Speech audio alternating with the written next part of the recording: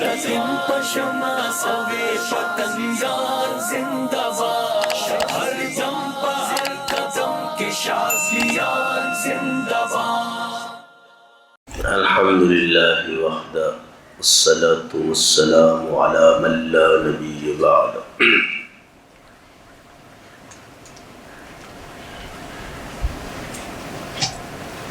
ہر وقت ڈھونڈتا تھا اوروں کے عیب و ہنر،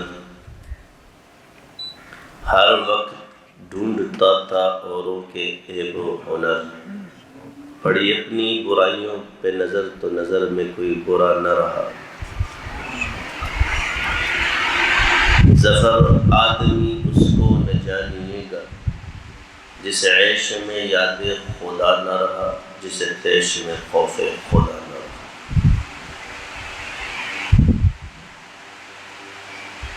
میرے واجب الاحترام عزیز ساتھیوں، جن کے روزے پہ اترے فرشتے مدام، ان پہ عرب و درود، ان پہ کرب و سلام۔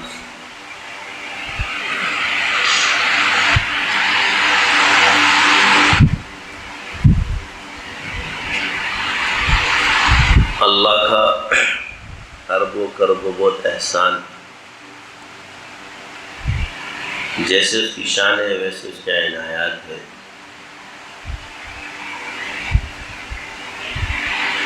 وہ جب نوازتا ہے تو اپنی شان کے حساب سے، تو شاہ کو گدا کر دے، گدا کو شاہ کر دے، اشارہ تیرا کافی ہے بڑھانے میں گھٹانے میں۔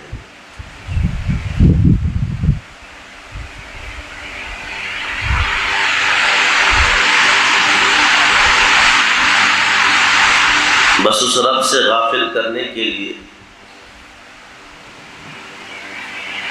اور اس سے ناطہ توڑنے کے لیے شیطان کی تپودو ہے کہ انسان کو اس سے دور کر دے۔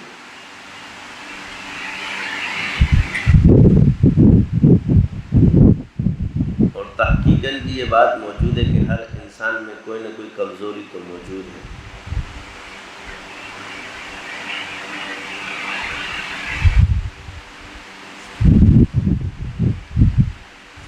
کسی میں عملاً کمزوری موجود ہے تو کسی میں علماً موجود ہے۔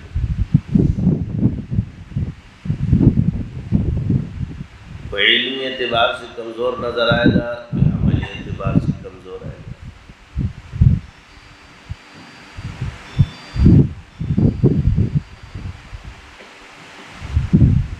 توازن کو جو کائنات کا توازن چل رہا ہے، کہیں امیر ہے تو کہیں غریب ہے، کسی کو مال دے کے آزماتا ہے، کسی سے مال لے کے آزماتا ہے۔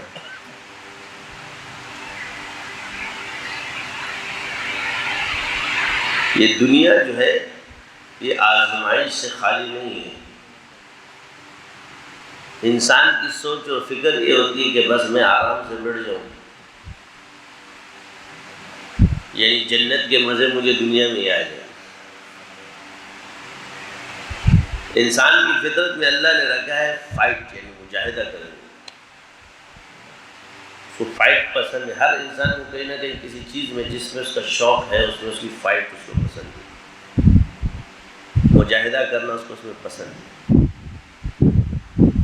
چاہے وہ زبان کے لحاظ سے، چاہے وہ بدن کے لحاظ سے، چاہے وہ تبصرے کے لحاظ سے ہو، وہ فائٹ ضرور کرتا ہے۔ چاہے وہ ایک ٹاک شو، چاہے وہ کھیل مقابلے ہو، چاہے جنگ ہو، کسی بھی صورت میں انسان چاہے وہ توجہ کے ساتھ ہو، چاہے وہ فکر کے ساتھ ہو، سب میں دیکھے تو ایک چیز آپ کو ضرور نظر آئے گی، وہ فائٹ۔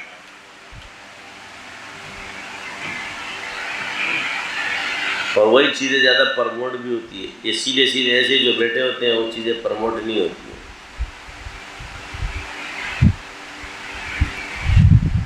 تو شہرت حاصل ہوتی ہے۔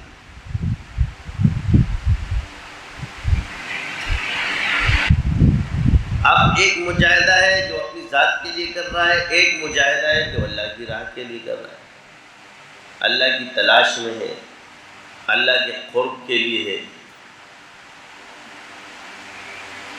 تو ایسے مجاہدے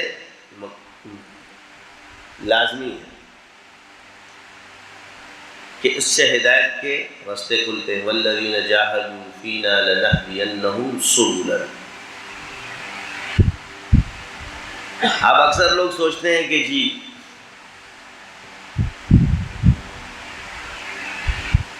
میرے کو اللہ کی عطا ہے، کچھ کرے گا نہیں، بس شروع ہو جاتا ہے. لیکن یہاں اللہ کی سنت کو سمجھنا چاہیے.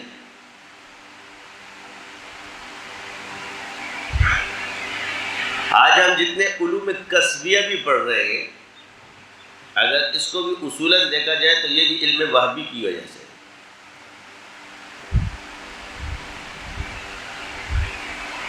آیا یہ وہابی طریقے سے ہے؟ ایک بزرگ کو یا ایک ولی کو، علماء کو اللہ نے اس پہ متفق کیا، الہام ہوا، اور اس کے بعد یہ طریقہ حصول علم کا آپ کے سامنے یا سمجھ کا شروع ہو گیا. تو اگر پیچھے دیکھا جائے تو وہ علم وہابی ہے.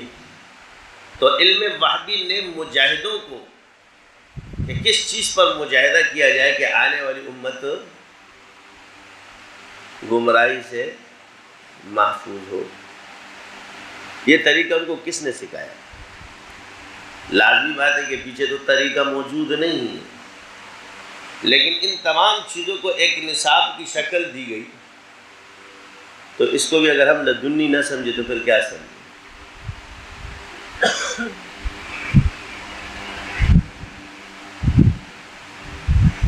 جتنے بھی ہم طریقوں کو دیکھ لیں، چاہے وہ تصوف کے ہیں، چاہے وہ فقہ کے ہیں، چاہے اصول حدیث کے، وہ ہے لدنی. علم لدنی اس کو ملتا ہے، اور اسی سے وہ بزرگ اصول وضع فرماتے ہیں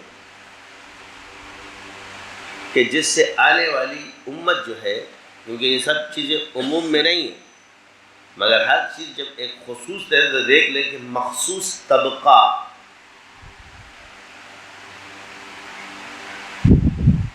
اس علم کے قواعد اور ضوابط بنا رہا ہے، تو کون سکھا رہا ہے اس کو؟ اللہ. جب اللہ نے دیا تو مقبولیت بھی دی. جب اللہ نے دیا تو مقبولیت بھی دی، اسی میں فضیلت بھی دی، اسی میں قبول. اب اس طریقے کے خلاف جو بھی جا رہا ہے یا اس میں کمی آ رہی ہے تو دیکھ لو کمزوری بھی آ رہی ہے، مگر بھی عین اسی طریقے پر جس پر پہلے ہی کے طریقے سے علماء کا اتفاق ہوا تھا، وہاں کمزوری نہیں ہے. لیکن جیسے جیسے ان طریقوں میں سے ایک ایک چیز کو نکالنا شروع کر دیا تو نتیجہ آپ کے سامنے.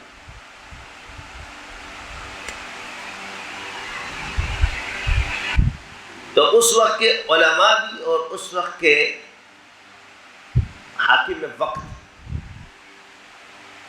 اگر کہا جائے تو عالمگیر رحمۃ اللہ علیہ اس زمانے کا صالحین میں آخری اس دور کا دیکھ لیا جائے، اس وقت سے لے کے کہ جتنی ایک عالمگیر سلطنت تھی اس کا آخری حکمران سن، باقی تو تھے ٹکڑوں ٹکڑوں میں، مگر ایک عالمگیر سلطنت میں وہی تھا.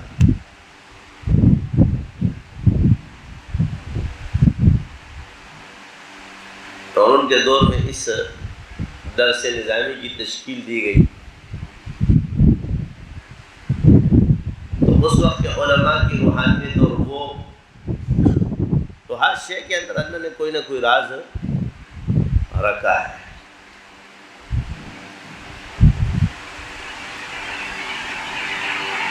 اب تغیر زمانہ کی وجہ سے لوگوں نے اس کو چھوڑ دیا، جیسے منطق اور فلسفہ. آپ کو منطق اور فلسفہ سمجھنا ہو نا تو عملیات کو صحیح طریقے سے سمجھنا، بس یہی ہے اصل شے.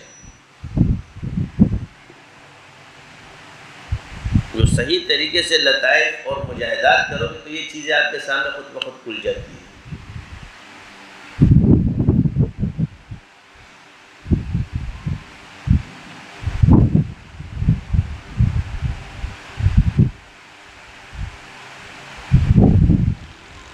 وہ علوم اور اس کے عقدے آپ کے دماغ میں خود بخود آ جائیں گے. اس لیے پچھلوں کو ضرورت نہیں تھی کیونکہ وہ چلہ کشی کرتے تھے، بعد والوں نے چلہ کشی چھوڑ دی، اس لیے ضرورت بھی پڑ گئی۔ تو جو لوگ ذکر اذکار کیا کرتے تھے، کلمہ پڑھا کرتے تھے کثرت سے، اب اصحاب رسول کو اگر دیکھا جائے تو ان کا نصاب لا الہ الا اللہ ایک نصاب ہے، اور کلمے پہ 13 سال کا مجاہدہ کرانا اور ان کے اندر اپنے نفس کی نفی کرا کر کے، یعنی جو بھی ہو صرف رضائے الہی ہو، یہ نفس پر مجاہدہ کرائے گا۔ ایمان تو لا الہ الا اللہ محمد رسول اللہ، ایمان ایک دفعہ پڑھ لے تو ایمان تو ہو، لیکن یہ جو کثرت سے کرایا گیا ہے یہ کیا ہے؟ اللہ کا نام اور لا الہ الا اللہ، یعنی اسماء حسنہ تھے اور لا الہ الا اللہ تھے۔ جیسے حضرت بلال حبشی رحمت رضی اللہ تعالیٰ عنہ کیا فرماتے؟ احد، تو اسماء حسنہ میں سے اللہ کا نام احد احد احد۔ اب یہ ان کا اسم اعظم تھا، تو جس کا جو اسم اعظم تھا وہ وہی اسم پڑھتا تھا، جس کا جو اسم اعظم تھا وہی دعا پڑھتا تھا۔ اگر کسی صحابی کو دیکھا جائے کہ بھئی وہ مختلف دیکھ رہے تو سمجھ رہے اس کا اسم اعظم ہی تو تھا، اس لیے تو پڑھ رہا ہوں۔ تو ہر کسی کا اسم اعظم جدا ہے، اور لا الہ الا اللہ سب نے پڑھا کیونکہ وہ کیا ہے؟ نصاب ہے۔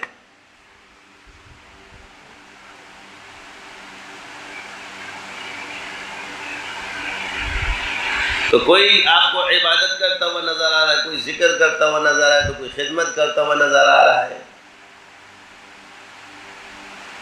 ایک شعبے سے کوئی صحابی وابستہ آپ کو نظر نہیں آئے گا۔ اس لیے اگر ہم اپنے ماحول کو اور اس کے پیچھے جا کر دیکھیں کہ اصحاب رسول پر، تو ہمارے سامنے ساری چیزیں بالکل روز روشن کی طرح عیاں ہو جائیں گی، کیونکہ فیض تو وہاں سے چلا آ رہا ہے نا۔ واسطہ فیض کون ہے؟ صحابہ ہے۔ العلماء ورثۃ الانبیاء میں سب سے پہلے کون آئے گا؟ حضور کے واسطے سے ہر صحابی کو فیض ملا کسی نبی کا، تو پہلے اس کا مصداق صحابی رسول، پھر وہاں سے تابعین، تبع تابعین، اور پھر ادھر سے شروع ہو گیا۔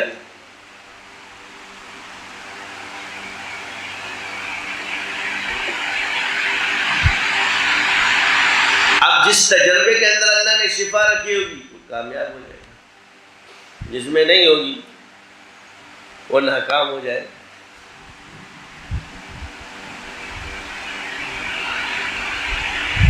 تو یہ ایک ذریعہ ہے، تجربہ کیا ہے جی؟ یہ بھی علم کے حصول کا ذریعہ ہے۔ نفس یہ علم کا ذریعہ ہے، قلب یہ علم کا ذریعہ ہے۔ یہ جو لطائف ہمارے اندر ہے، سینہ رب اشرح لی صدری، اس کے اندر علوم ہے، یہ ذرائع ہے، حواس خمسہ ہے، عقل ہے، نقل ہے۔ اب نقل کیا ہے؟ ہمارے سامنے کتاب موجود ہے، کتاب اللہ ہے، احادیث مبارکہ ہے، اس کو سمجھنے کے لیے ہم یہ علم حاصل کرتے ہیں۔ تو جس کا ظاہری اس کے الفاظ کو سمجھنے کے لیے، لہٰذا ہم یہ ظاہری علم حاصل کرتے ہیں، اور اس کے نور کو سمجھنے کے لیے ہم پاتے ہیں، اور اس سے علاج اور معالجہ کرنے کے لیے وَنُنَزِّلُ مِنَ الْقُرْآنِ مَا هُوَ شِفَاءٌ وَرَحْمَةٌ لِلْمُؤْمِنِينَ، یعنی بطور دوا اس کو استعمال کرنے کے لیے، جب دوا آ گئی تو حکیم ہے، تو یہ علم حکمت میں داخل ہے، لہذا اس کو موجودہ نام جو ہے نا کیا کہا گیا ہے؟ تو اللہ کا ایک نام حکیم ہے، الحکیم بھی اللہ کا نام۔ تو حکیم سے متصف ہوتے ہیں جو علاج اور معالجہ کر رہے ہیں قرآن کا کے ذریعے، یا کائنات میں جو بھی چیزیں ہیں دوا ہے۔ سوال یہ ہے کہ قرآن کو تو آپ جز پر نہیں فکر کر سکے، اس سے روحانی امراض مراد ہے اور فلاں مراد ہے، یہ تو مفسرین کی آراء ہے نا۔ تو سوال تو مفسرین سے بھی کیا جائے گا، قرآن تو کل میں ہے، قرآن جز میں تو نہیں آیا ہے، قرآن تو کائنات کے لیے، ہر سے اس کے عجائبات۔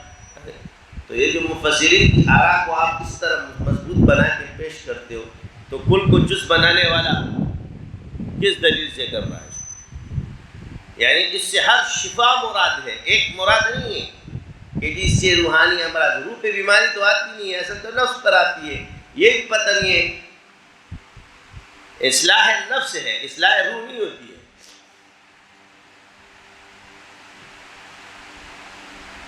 سمجھ آ گئی کہ نہیں آئی؟ اصلاح نفس نام سنا ہے نا، یہ ایک الگ چیز ہے۔ اصلاح روح سنتے ہو، اصلاح نفس سنتے ہو، نام رکھے اصلاح نفس، اور بیماری لاتے ہو روح پر۔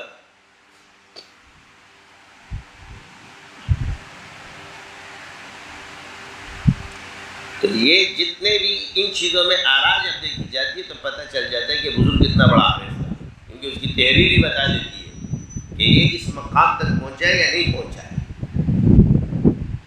اور تم بھلے مانو اس کو، مگر اس کی دلیل بتا دیتی ہے، کیونکہ عقیدتاً تو آپ دیکھ لو، ہر آدمی جو کہتا ہے کہ فلاں آسمان پہ چڑھا ہوا ہے، یہی وجہ ہے، لیکن اصول کے تحت کہا جاتا ہے۔ مثال کے طور پہ اگر کوئی کہہ دے جی بہت بڑا آدمی ہے، مگر وہ کہے جی چھٹی آنکھیں، اور وہ یہ بھی کہے گی ہماری چھٹی آنکھ کھلی ہوئی ہے، کسی کی 7ویں آنکھ کھلی ہوتی ہے، کسی کی 8ویں آنکھ کھلی ہوتی ہے۔ آگے عرف عام ہے کہ جی بھائی تیسری آنکھ ہوتی ہے، چھٹی حص ہوتی ہے، تو اب جب وہ دلیل چھٹی آنکھ کی دے رہا ہے تو اس سے ثابت ہو گیا نا کوئی یہ چیز نہیں جانتا، چاہے وہ جتنا بھی بڑا آدمی ہے۔ اس کا جواب اس بات کی دلالت کرتا ہے کہ اس چیز سے ایک تو لفظی ہے، زبان پھسل گئی، وہ ایک الگ چیز ہے، لیکن ایک چیز کی ہیت ہی بدل دو کہ جی میری چھٹی آنکھ کھلی ہوئی ہے۔ سمجھ آ رہی کہ نہیں آ رہی؟ تو ہم اس سے یہ نہیں کہیں گے کہ جو اپنے دوسرے فن میں ماہر ہیں، مگر ہم یہ کہیں گے کہ اس فن کا ماہر نہیں۔ ایک لفظ آئے گا جی ہم اپنے بزرگوں کی اندھی تقلید کرتے ہیں، اب ہر زمانے والا اس کا پھر پیچھے پھر پیچھے پھر پیچھے، جب اگلا پھر تم آ کے ٹھٹکیاں مارتا ہے تو تم لوگوں کو غصہ آتا ہے۔ جیسے ابھی ایک چیز انہوں نے لانچ کی ہے مارکیٹ میں، المحنت کا ایک عقیدہ ہے، اس کو پیش کیا، ابھی تک کسی نے جواب نہیں دیا اس کا،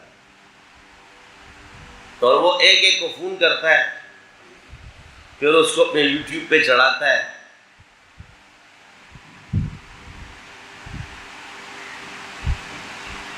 کہ آپ یہ بتاؤ کہ حضور صلی اللہ علیہ وسلم کی قبر مبارک کی جو مٹی ہے کیا ہے، جو اس عرش معلی سے افضل ہے۔ تو اب آپ کے سارے اسلام والے خاموش ہیں، مناظر اسلام، متکلم اسلام، شیخ الاسلام، ہم سب خاموش بیٹھے ہیں۔ کیا ہے؟ کہاں سے ثابت ہے؟ کوئی جواب نہیں ہے ہمارے پاس۔ ایک کو پرچی بھیجی، ابھی دیتا ہوں، یہ ابھی جو دیتا ہوں جواب نہیں، جواب ہوتا تو فوراً دیتے، جواب نہیں ہے تو فوراً نہیں دے رہے ہو نا، ابھی تحقیقات کرتے ہو، کریں گے کریں گے کریں گے، یہ بس ہے۔ میرے پاس جواب ہے، یہ نہیں کہ مجھے نہیں آتا، میرے پاس ہے، لیکن میں اس پہ نہیں بیان کروں، مجھے خون نہیں آئے گا انشاءاللہ، ٹینشن نہیں لو۔ اب ہمارے شاگردوں نے کہا ادھر فون کرو، ادھر نہیں کرتا، جدھر کر رہا ہوں سب کو کر رہا ہوں۔ میرے پاس جواب ہے، یہ نہیں کہہ رہا، باقاعدہ سے جواب ہے۔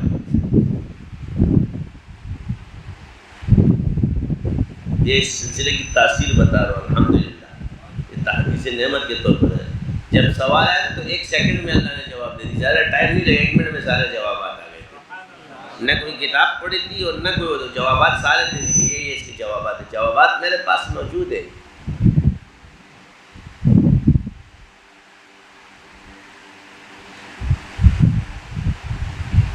قرآن سے بھی دیں گے، حدیث سے بھی دیں گے۔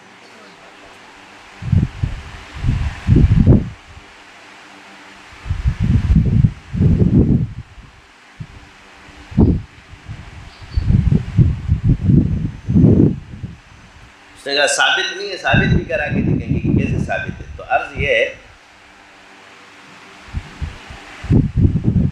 کیا یہی چیز ہے؟ نہ کوئی کتاب پڑھی نہ کچھ پڑھا. بڑے بڑے محقق وہاں جب خاموش ہو جاتے ہیں اور یہاں جب آ رہا ہے اللہ دل میں ڈالے تو اس نعمت کو نہ بیان کریں ہم.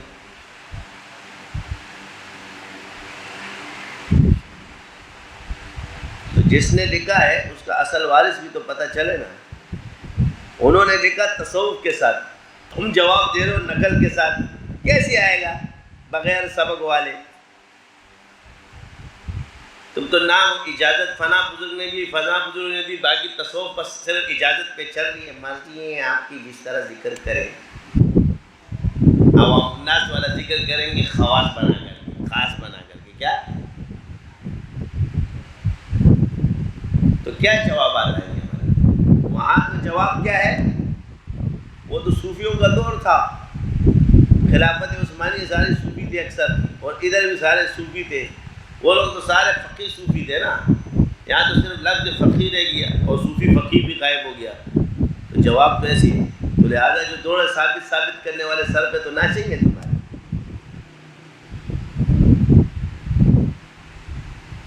کبھی ایک اٹھائے گا تو کبھی دوسرا اٹھائے گا تو کبھی تیسرا اٹھائے گا.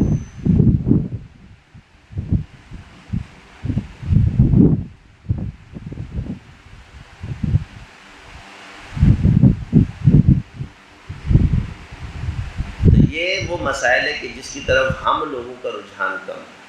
میں نے کہا ہر وقت ڈھونڈتے تھے اوروں کے عیب و ہنر، پڑی اپنی برائیوں پہ نظر تو نظر میں کوئی برا نہ رہا.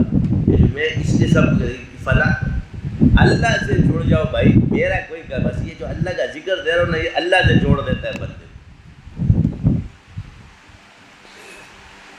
اگر گناہگار ہے تو تب بھی تو اللہ کے کہاں جائیں گے؟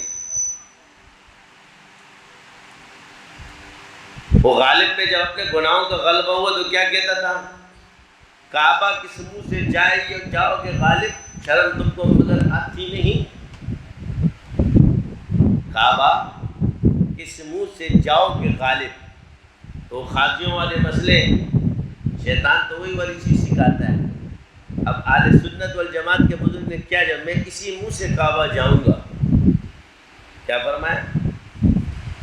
میں اسی منہ سے کعبہ جاؤں گا، اپنے رب کو رو رو کے مناؤں گا. میں اسی منہ سے کعبہ جاؤں گا، اپنے رب کو رو رو کے مناؤں گا، اپنی بگڑی میں یوں ہی بناؤں گا.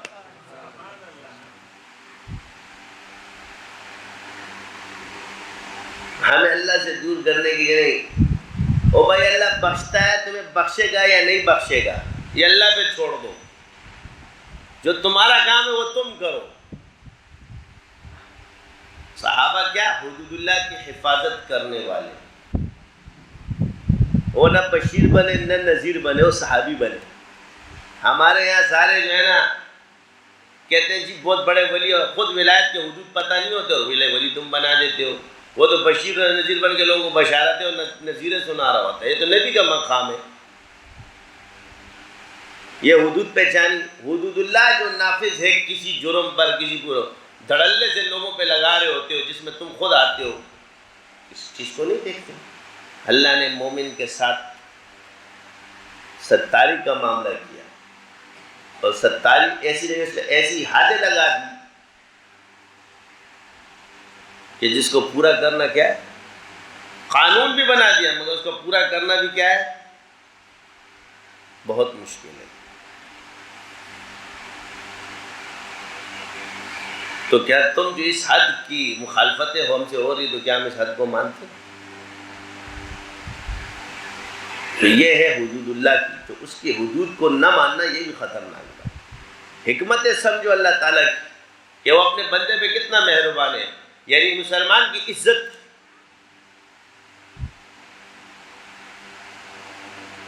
کسی انسان کی عزت کیا ہے، وہ کتنی ہے اس پر کہ قانون ایسے بنا دیے کہ جس پہ پورا اترنا بھی، یعنی وہ گواہی پیش کرنا آسان نہیں ہے. سختی بھی ہے مگر جو گواہی ہے وہ بھی تو سخت ہے. وہ کون لائے گا؟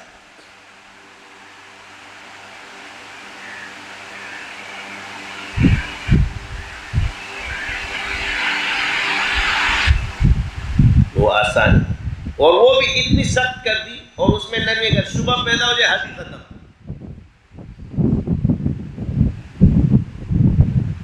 شبہ پیدا ہو گیا تو حد ختم کر دیتے۔ تو کیا مطلب ہے؟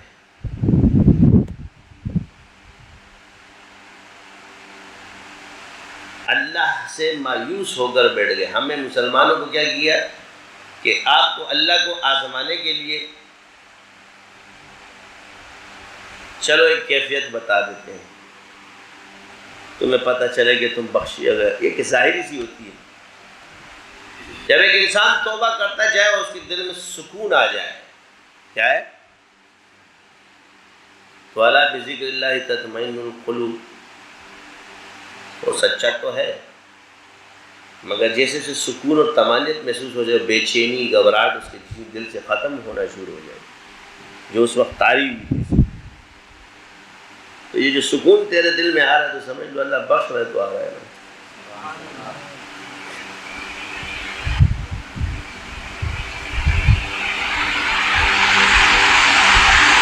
تو اللہ نے انسان کے نفس میں جو تاثیر رکھی، اور شیطان دشمن، نہ اس کا دشمن مرا ہے نہ اس کا نفس مرے گا، تو نفس کا مار ہے بڑی ظالم چیز، یہ کبھی مرا نہیں، غافل ادھر ہوا نہیں، اس نے ادھر ڈسا نہیں۔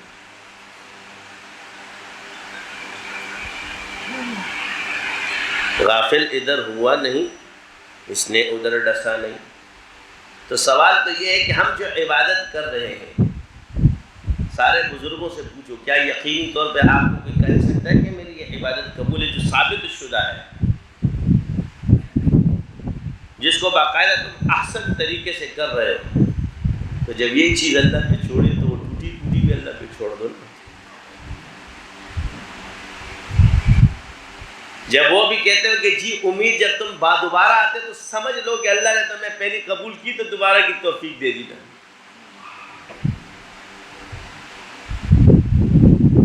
تو اللہ کے محبوب کون کون سے لوگ ہیں؟ صرف طاہرین؟ ان اللہ یحب التوابین ویحب المتطہرین، یعنی توابین بھی ہے اور متطہرین بھی ہے۔ اب توابین کون ہیں؟ جو گناہوں پر توبہ کرتے ہیں، ان سے گناہ ہوتا ہے توبہ کرتے ہیں، رو رو کے اللہ سے توبہ مانگتے ہیں، یہ بھائی یہی رہو تو بڑی بات۔ اب وہ جھوٹی توبہ کر رہا ہے یا سچی توبہ کر رہا ہے؟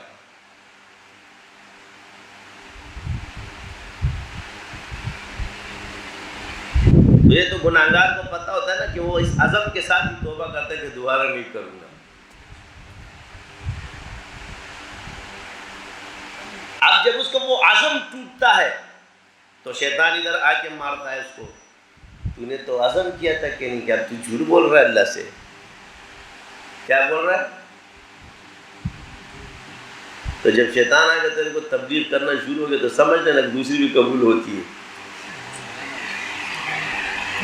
جہاں شیطان اپنا کام چھوڑ دے تو سمجھ لو تو فارغ ہو گیا ہے، جہاں اس کا کام جاری ہے تو سمجھ لو کام اللہ کو محبوب ہے۔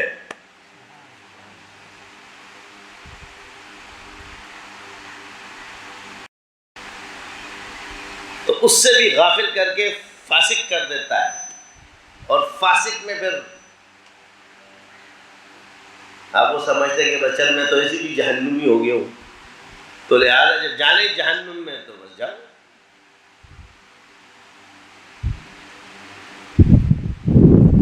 تو مایوس ہو کے انسان کیا کرتا ہے؟ مرض کو کیا کر لیتا ہے؟ گلے لگا دیتا ہے، دوا بھی چھوڑ دیتا ہے، اور مرنے کے لیے کیا ہو جاتا ہے؟ تیار ہو گیا۔ اس میں جینے کی امنگ جب ختم ہو جاتی ہے تو بندہ دوا کھانا چھوڑ دیتا ہے۔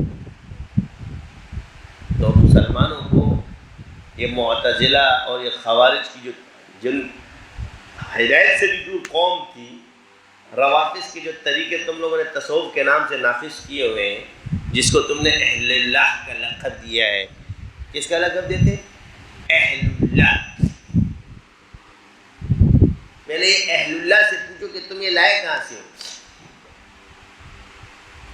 یہ جو تم نے یہ مارکیٹ میں باتیں مشہور کی ہوئی اللہ سے دور کرنے والی، خود بن گئے ایسے کہ مجھ سے کچھ ہوتا ہی نہیں ہے، یہ خارجیوں کا، یہ معتزلیوں کا، یہ روافظ کا یہ تشریحات جو اٹھا کے تم لوگ نے اہل سنت والجماعت میں فٹ کی ہوئی ہے، یہ حدود تو پہلے پہچان لو. اہل اللہ صاحبان کہ اہل اللہ بن گئے اور یہ پتہ نہیں ہے کہ میں عقیدہ کون سے بیان کر رہا ہوں.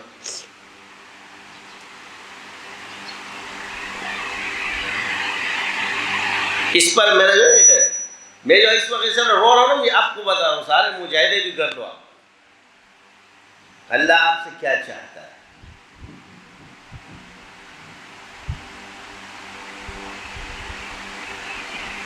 مجاہدہ تم چھوڑو نہیں، کوشش چھوڑو نہیں، نتیجے اللہ پہ چھوڑ دو. توبہ کرتے رہو، کرتے رہو، کرتے رہو. ایک مومن کی پردہ دری تم کرو گے، اللہ تمہیں گھر بیٹھے ذلیل کرے گا.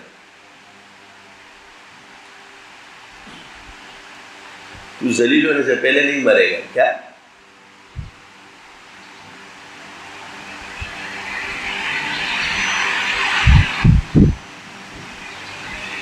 کیوں بیچارے لوگ جا رہے ہیں اس وقت اس طرف یا اس طرف؟ کیونکہ ہم نے ایک ہی چیز دیکھ لی خالی، بس تجھے اللہ بخشے گا تو پھر کفریات بکتا ہے، آزاد ہو جاتا ہے.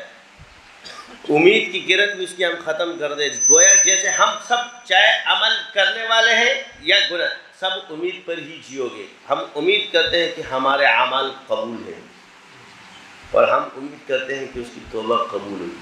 اہل سنت والجماعت کے نزدیک شرک اللہ معاف نہیں کرے گا. یہ شرک بھی توبے سے معاف ہو جاتا ہے، سمجھ گیا؟ اگر یہ آدمی مشرک مرا، اس نے کلمہ نہیں پڑھا، بغیر توبے کے مر گیا تو یہ تو گیا. لیکن اگر کوئی مومن گناہگار بغیر توبے کے بھی مر گیا تو اس کو اللہ ہی کے سپرد کر دیا جائے گا. اللہ چاہے تو معاف کر دے، اللہ چاہے تو سزا دے، یہ اس کی مرضی ہے. جب بات اللہ کی چاہ پر آ گئی،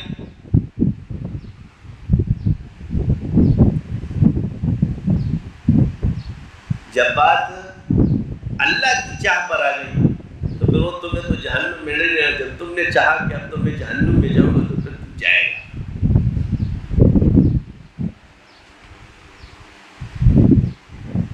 وہ اللہ کی چاہ پہ چھوڑ دو. یہ تو ان لوگوں کی ہے جو بغیر توبے کے مریں گے. کیا یہ اہل سنت والجماعت کے عقائد میں سے نکل گئے. جا کے پہلے پڑھ کر آؤ. یہ جو تم بیان کرتے ہو کہ اللہ اس کو لازم ہے سزا دے گا، یہ معتزلہ، خارجیہ اور رافضیہ کا عقیدہ ہے. یہاں عقیدے کی وسعت بیان کی جا رہی ہے. مسئلہ کیا ہے کہ آپ تو صوفی ہی نہیں رہے جب تمہیں اپنے عقیدے کا پتہ نہیں. عقیدہ اہل سنت والجماعت کے اندر ہے سر. میں یہ نہیں کہتا، ہم پہ بھی تو اللہ نے تو کتابیں بعد میں پڑھی ہے نا. یہ کھولا تو اللہ نے مجھ میں پہلے، یہ تو دلیل میں ساری کتابیں آ گئی. اور یہ میں نے نہیں لکھا ہے، کہیں کہو کہ زمان رحم اللہ علیہ خالد رحمۃ اللہ نے لکھا ہے شرح فقہ اکبر کے اندر. آج پڑھا ہے، بیان میں نے پہلے کیا.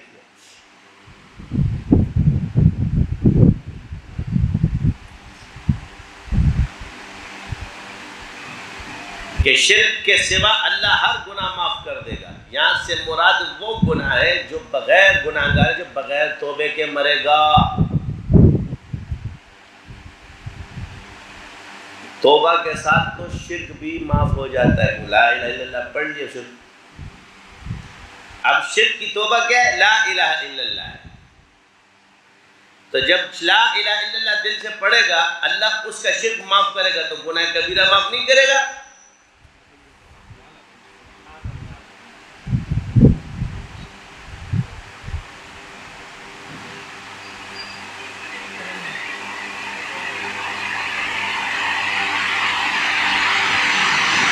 سمجھ آ رہی کہ نہیں آ رہی؟ جب لا الہ الا اللہ پڑھتے ہیں، جی کفر کب معاف ہوتا ہے، شرک کب معاف ہوتا ہے؟ جب دل سے پڑھے لا الہ الا اللہ. تو جب دل سے اس نے پڑھا تو لا الہ الا اللہ تو معاف ہو گیا. اب دیکھو تو سب سے افضل جب استغفار جو پڑھے تو اس میں بھی کیا ہے؟ استغفر اللہ الذی لا الہ الا اللہ.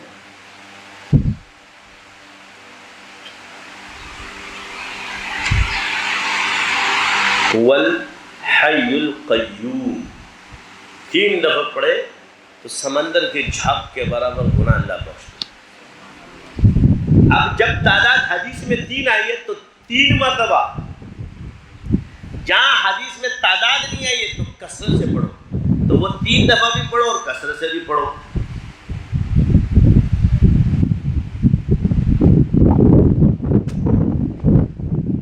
جہاں احادیث میں ایک ذکر ہے لیکن اس میں تعداد نہیں ہے تو کثرت سے پڑھ رہا ہے، لیکن ایک میں ہے کہ 3 دفعہ پڑھو 20 دفعہ پڑھو تو وہ اتنے ہی دفعہ پڑھو گے تو وہ حصول حاصل ہو جائے گا، اور ایک جس میں تعداد نہیں ہو کثرت سے پڑھو گے تو یہ پڑھ سکتے ہو، کثرت سے بھی پڑھ سکتے ہو، یہ 3 دفعہ بھی پڑھ سکتے ہو، لیکن 3 دفعہ پڑھو گے تو ثابت ہے، زیادہ پڑھو گے کثرت ذکر میں۔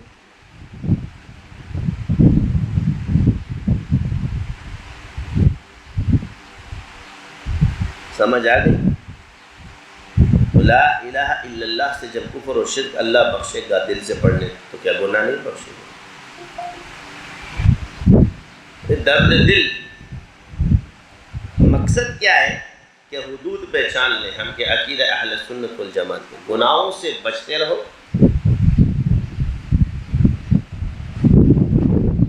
اور توبے سے غافل نہ رہو۔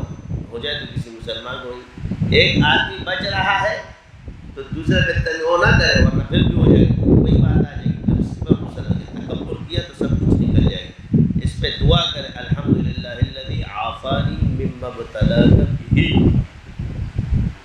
اگر یہ کہہ دے جی میں تو بعد میں یہ نہ وہی کھانا خراب، یہ ساری چیزیں جو تباہیاں انسان پر آتی ہے یہ آج میں تمہیں بتا دیں تمہارے بڑے بولوں سے آتی ہے، ہمارے بڑے بولوں سے آتی ہے۔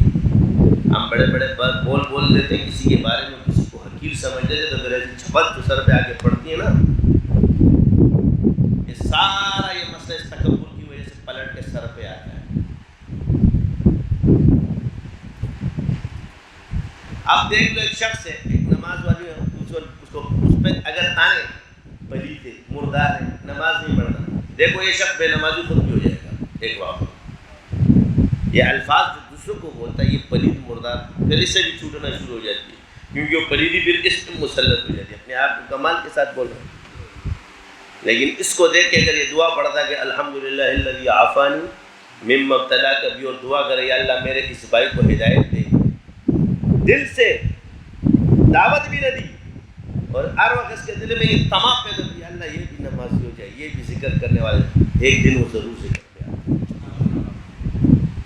لیکن یہ بات کرنے سے اس سے بھی چلی جاتی ہے، جیسے اکثر پاکیزگی جب لوگ اپنی جھاڑتے ہیں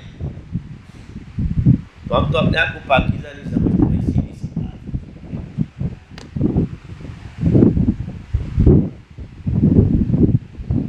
اللہ ہماری توبہ قبول فرمائے۔ فقیر حقیر سیاکار لوگ اللہ بخش دے، بس اتنا ہی کافی ہے۔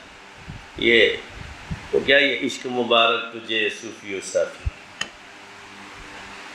یہ عشق مبارک تجھے اے صوفی و صافی، مجھ کو تو بس دور کی نسبت کی کافی۔ وہ جتنا بڑھتا جاتا ہے نا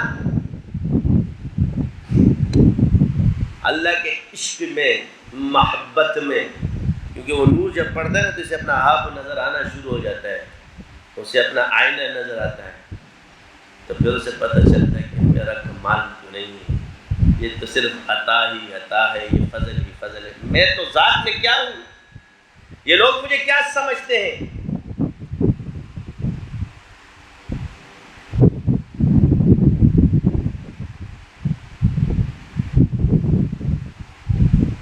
وہ صاحب حال ہوتے ہیں، کچھ حال ملامتی والے ان کے پاس آ جاتے ہیں، کون جانے تجھے تو صحیح چیز دکھا دی اس نے،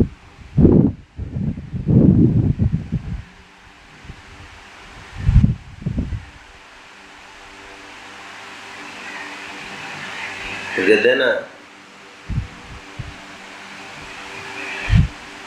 تو توبہ رزق کے دروازے کھول دیتا ہے، مغفرت کے دروازے کھول دیتا ہے، کثرت سے توبہ کرنے والے، استغفار پڑھنے والے، یہ بھی اللہ کے محبوب ہیں۔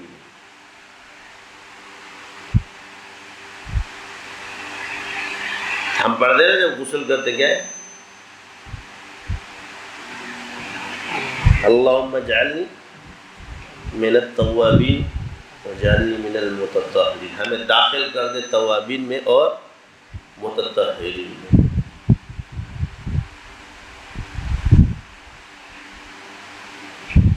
پھر اس میں صوفیہ کی بحث ہے، متطہرین میں فضیلت ہے یا توابین میں فضیلت ہے؟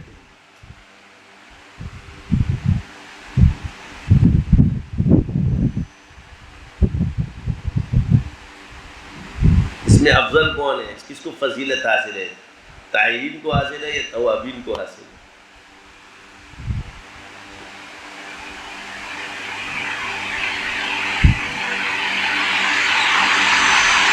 تو امت ایک دلدل میں جب پھنس جائے تو اس کو توبے سے غافل مت کرو، چاہے وہ میڈیا کے تھرو ہو، چاہے وہ کسی ذریعے سے ہو، چاہے وہ کوئی بھی ذرائع، جہاں ان کی مجبوریاں اس کو کھینچ چکی ہے تو استغفار پڑھتے رہے، انشاءاللہ اللہ ایک دن اس کو ضرور سے نکالے گا۔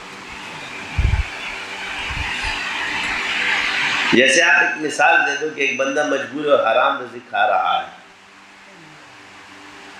سود کے بینک کاموں میں، تو کیا آپ علماء اس کو کہتے ہیں کہ فوراً اس کو مت چھوڑو، بس اس کو غلط سمجھتا رہے اور توبہ کرتا رہے۔ کھا رہا ہے، کر رہا ہے کیونکہ اس کا رزق اس سے وابستہ ہو چکا، مگر اس اضطراری حالت میں اسے کہا جاتا ہے کہ توبہ کرتے رہو۔ اور ایک شخص آتا تھا، ایک بزرگ سے فرماتے تھے کہ حضرت میرا یہ کام حرام ہے، چھوڑنا چاہتا ہوں، فرمایا مت چھوڑو، توبہ کرتے رہو۔ پھر آتا تھا حضرت، چند دن بعد جوش چلتا تھا، حضرت یہ کام چھوڑنا چاہتا ہوں، حرام ہے یہ رزق، فرمایا مت چھوڑو، توبہ کرتے رہو۔ پھر آیا حضرت میں یہ کام چھوڑنا چاہتا ہوں، یہ رزق میرا حرام ہے، فرمایا توبہ کرتے رہو، مت چھوڑو۔ پھر سب کچھ چھوڑ چھاڑ کے آ گیا، کہہ رہا حضرت میں نے چھوڑ دیا، فرمایا اچھا کیا۔ وہ پریشان کہ حضرت میرے میں آ رہا تھا، چھوڑنا چاہ رہا ہوں، آپ کہتے تھے مت چھوڑو، اب جب میں چھوڑ کے آئے گی فرمایا آگے کہا جب تم مجھ سے پوچھ رہا تھا تو اس سے ثابت ہوتا ہے کہ تیرے نفس میں قوت ابھی پیدا نہیں ہوئی ہے۔ جب تو مجھ سے پوچھ رہا ہے کہ یہ کام چھوڑوں کہ نہ چھوڑوں، جب کہ تجھے پتہ ہے کہ یہ غلط ہے، تو تیرے نفس میں قوت نہیں ہے کہ اس کو تیار نہیں ہو مجاہدے کے لیے۔ جب وہ مجاہدے کے لیے تیار ہو جاتا ہے، کیونکہ اس میں بھوک، افلاس، سب کچھ آتے ہیں، سختیاں اور مجاہدے اللہ کی طرف سے آئیں گے آپ پر، اس کو برداشت کرنا پڑے گا۔ اس لیے بزرگان نے جب تک تمہارے نفس میں قوت پیدا نہیں ہوتی، اس سے آگے تو تم کفر بکو گے، کیونکہ فقر کے اندر کفر، تو کفر بڑا گناہ ہے، یہ چھوٹا گناہ ہے۔ اب دو گناہ بلیتین میں سے تو چھوٹے کو قبول کر لو، بڑے کو چھوڑو۔ تو کفر بڑا گناہ ہے، جیسے مایوس آدمی کفر بکتا ہے، ناشکر آدمی کفر بکتا ہے، سارا دن کھاتا ہے اللہ کی، پھر ناشکریاں بھی کرتا ہے، اللہ نے ہمیں کیا دیا ہے؟ اللہ نے نعوذ باللہ ہمارا ہی گھر دیکھا ہوا ہے، یہ ساری تکلیفیں بس ہم پر ہی آئیں گی، یہ خاص لوگ کیا ہم ہی ہیں؟ وہ خاص نہیں ہے، تیرے پہ عذاب ہو گیا۔ وہ جو خاص ہوتے ہیں وہ صبر کرتا ہے، وہ شکوے نہیں کرتے اللہ سے، کبھی ناز کرتے ہیں، کبھی نیاز ہوتا ہے، اپنے آپ کو خاص سمجھ کے بیٹھ جاتے ہیں۔ ایسے لوگوں کو دعوت بھی مت دو، کیونکہ آگے سے کفر ہی پکڑے۔ جیسے ہمارے پاس ہم تو نمازیں بھی پڑھتے ہیں، تہجد بھی پڑھتے ہیں، یہ بھی پڑھتے ہیں، وہ بھی پڑھتے ہیں، یعنی ہمیں بتا رہے ہیں کہ ہم یہ پڑھتے ہیں، ہم پہ پھر بھی جادو ہو گیا۔ یہ سکھایا ہم نے ابھی تک، ایسے دھڑلے سے بیٹھے جو ہم پڑھ رہے ہیں وہ قبول ہی ہے بس۔ ابھی اللہ نے ذرا سا آزمایا نہیں، چیخنا شروع ہو گئے ہم لوگ۔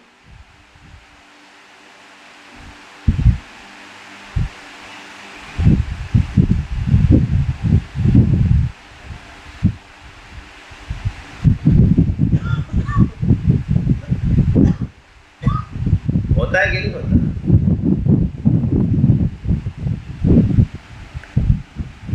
اب یہ جو نمازیں بھی پڑھ رہا ہے، روزے بھی پڑھ رہا ہے، اس کے حالت یہ اپنے آپ کو صوفی و طاہرین میں شمار کرے۔ میں طاہر ہوں، مجھ پہ جادو کیوں ہوا؟ معصوم انبیاء پہ جادو ہوا ہے، مگر اس طاہر پہ نہیں ہو سکتا ہے نا، یہ جو نام نہاد طاہر ہے۔ تیری طہارت تو یہیں سے چلی گئی۔ کیسے بولتے ہیں الحمدللہ ہمارے گھر میں تبلیغ ہوتی ہے، یہ سیکھا ہے تم لوگوں نے، کہاں کھڑے ہو یہ دیکھ لو.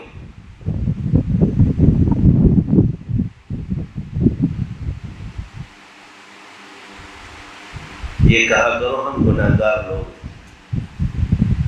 اب تمہارا گناہ بتاؤ کہ کیا ہے؟ ہمارا گناہ یہ ہے کہ ہم نے شیاطین سے لڑنا نہیں سیکھا. کیا ہے؟ ہم نے مشکلوں سے نکلنا نہیں سیکھا. ہم نے اللہ سے وہ تعلق ہی نہیں بنایا کہ کم سے کم مشکل وقت میں اپنا کام تو نکلوا سکیں.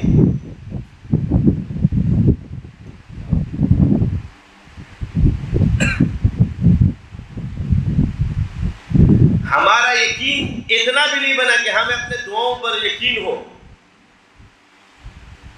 اللہ پر یقین ہو کہ جو میں مانگوں وہ قبول کرے گا. یہ نہیں کہا کرو کہ میں یہ پڑھتا ہوں، میں یہ پڑھتا ہوں. بولو ہم تو ہے ہی گناہ گار، پتہ نہیں کس گناہ کی سزا مل رہی ہے. یعنی ہر گناہ پہ اللہ تمہیں نہیں پکڑ رہا، کسی میں تو ڈھیل دیتا ہے. جب پکڑ لے تو کسی نے کہا یہ بولا کرو، یہ مت بولا کرو میں کیا میں یہ پڑھتا ہوں، میں وہ بھی پڑھتا ہوں، جیسے آج کل پیٹ میں.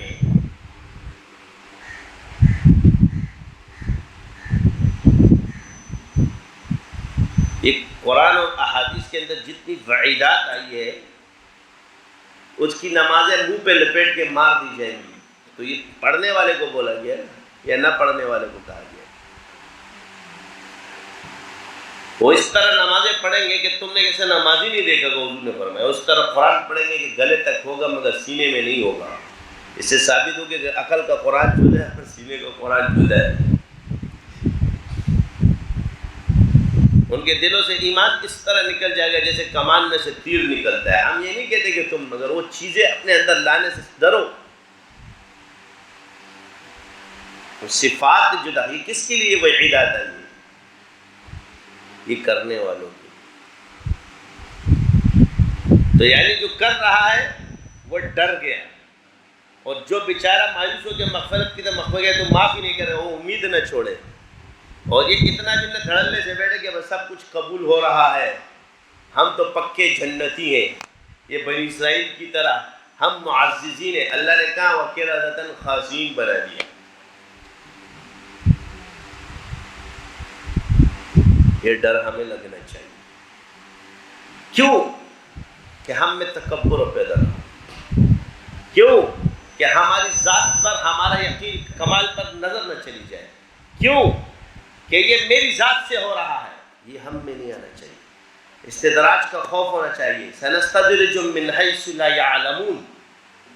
یہ جب تمہیں خوف ختم ہو رہا ہے اس پر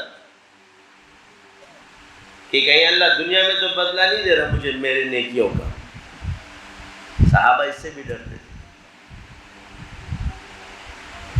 مولانا اجاز رحمۃ اللہ علیہ کا واقعہ لے گیا مفتی شفیع صاحب رحمۃ اللہ علیہ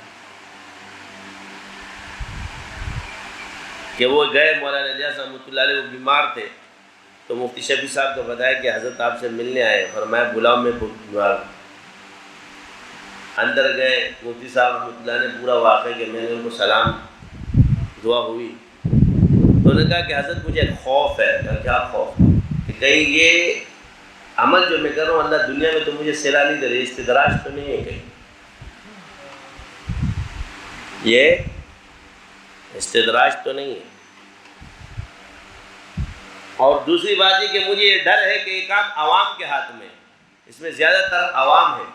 کل کلا کو خدا نخواستہ اس میں پوچھا جائے اس کا مواخذہ مجھ سے تو نہیں ہوگا. یہ کرنے والا جس سے اللہ نے امام بنایا تھا تبلیغ کے زمانے کا، وہ اس کا یہ حال ہے.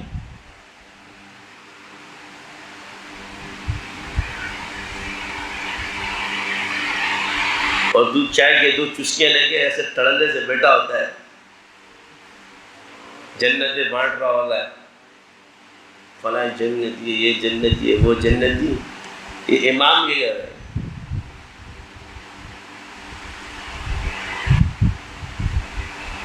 ہم یہ نہیں کہتے کہ یہ سحر کا اثر ہوتا ہے تم لوگ میں. یہ باتیں جو تم یہ کر رہے ہو یہ علمی اور یہ عقائد سے ٹکرانے والی باتیں مت کرو. یہ خطرناک باتیں. تمہارے کو پتہ نہیں کون جنت میں جائے گا کون جہنم میں جائے گا.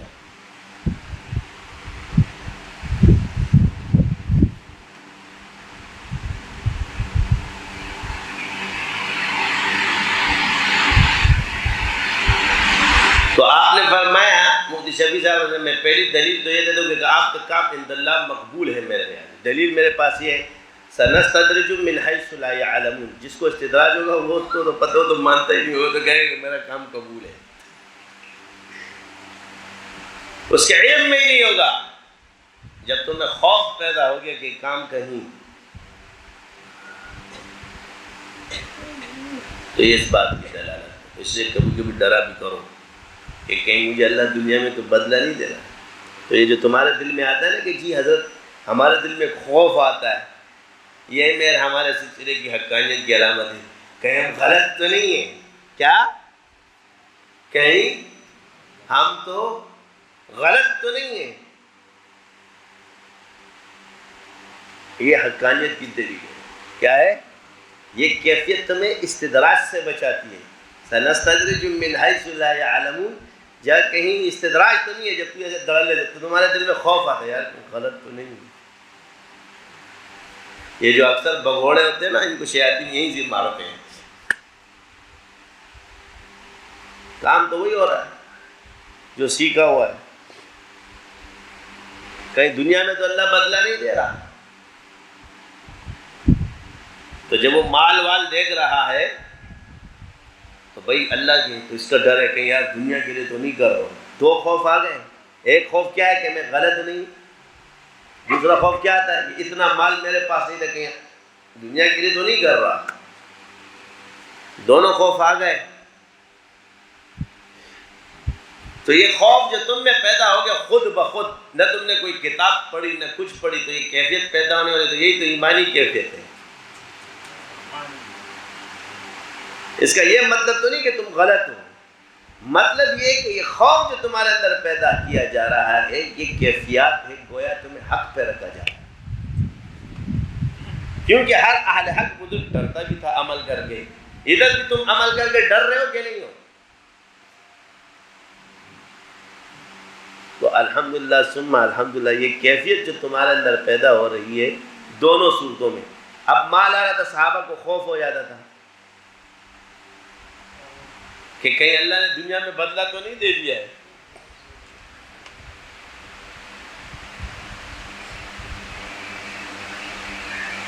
اسی طرح حضرت مفتی رشید صاحب رحمۃ اللہ علیہ کسی چیز میں پریشان تھے تو اپنے استاد محترم مفتی شفیع صاحب رحمۃ اللہ علیہ کو خط لکھا.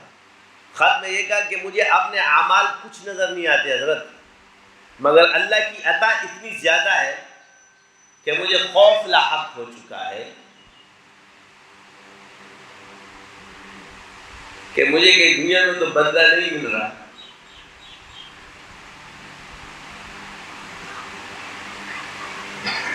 تو حضرت نے جواب میں فرمایا کہ وہ اللہ ہے، وہ اپنے شان کے مطابق دیتا ہے، کسی کے اعمال کو دیکھ کے نہیں دیتا.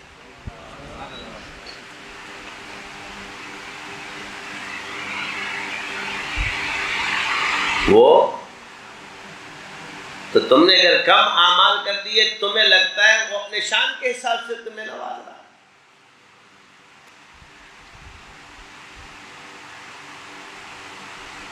تو جب وہ تمہاری ٹوٹی پھوٹی قبول کر کے تمہیں اپنے شان کے مطابق دے رہا ہے تو شکر ادا کرو.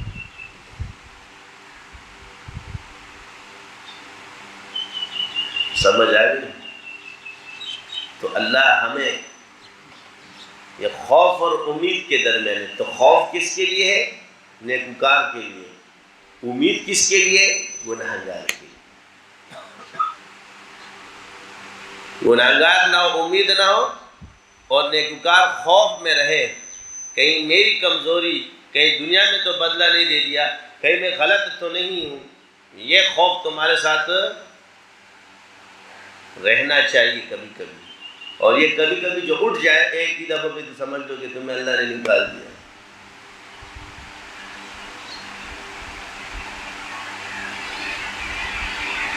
تو اکثر اس کیفیت میں بڑے پریشان ہوتے ہیں. مجھے وسوسے آ رہے ہیں. کیا آ رہے ہیں حضرت؟ وسوسے آ رہے ہیں. کیا آ رہے ہیں؟ سلسلے کے بارے میں وسوسے آ رہے ہیں. وسوسے یہ حال ہے تیرا، بتایا جا رہا ہے تیرے کو. یہی ہے حقانیت کی دلیل. خوف بھی ہے اور امید بھی ہے. تیرے عمل کو بھی نہیں دیکھتا، اللہ کی عطا ہے. مال کو دیکھ کے بھی ڈر جاتا ہے، اتنا مال میں نے کبھی دیکھا نہیں تھا، اللہ نے دے دیا، کہ میری دنیا کے لیے تو نہیں کر رہا ہوں. کہیں خوف پیدا ہو گیا نا، کہ میرے دل میں لالچ تو نہیں آ گئی.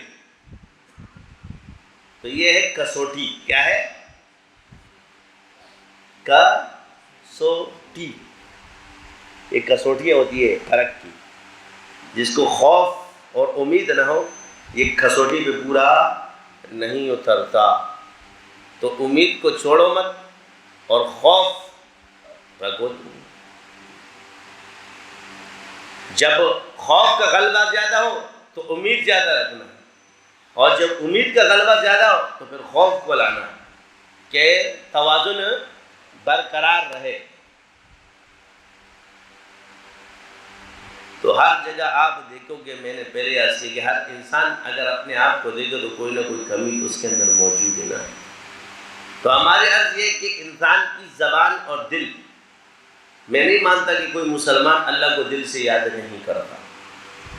میرا اپنا ایک مزاج ہے، سب اللہ سے اور رسول اللہ سے محبت کرتے ہیں. کبھی کبھی عشق میں وہ غلط کام بھی ہو جاتا ہے کہ جی غلط طریقے ہیں فلاں ہیں، لیکن اصل وہ محبت وجہ بنتی ہے. بس اس محبت کو اعتدال پر لاؤ اور اصول پر لاؤ. ہر آدمی یا تو نفرت سے بگڑا ہے یا محبت سے بگڑا ہے. بگاڑ کی دو وجہ ہے، نفرت زیادہ ہو جائے تب بھی خرابی پیدا کرتا ہے، اور محبت حد سے زیادہ کرے تو اعتدال میں رہو.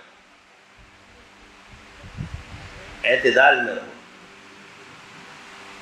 یہ نہیں کہ اللہ کی محبت کا اتنا غلبہ کر دو کہ اس کی بنائی ہوئی چیزوں اور وسیلوں کا انکار کر دو توحید کے نام پر، جو نص سے ثابت ہو، قرآن سے ثابت ہو. کہ توحید کا غلبہ ہو گیا. اور عشق رسول، اس کو بھی اتنا بھی نہیں کہ جو اللہ کی صفات ہو وہ اس کے اندر داخل کرو. جیسے صحابہ رسول اتنا حضرت علی کی محبت میں آگے بڑھ گئے روافض کہ باقی صحابہ کو ان کے عیب نظر آنا شروع ہو گئے اور ان کے عیبدار کر دیا. تو یہ محبت قابل قبول نہیں ہے، یہ افراط اور تفریط والی ہے. یہ خطرناک چیز ہے. ہر چیز کو اعتدال پر رکھو. اب حضرت علی رضی اللہ تعالی عنہ کو حق علی کے ساتھ ہے.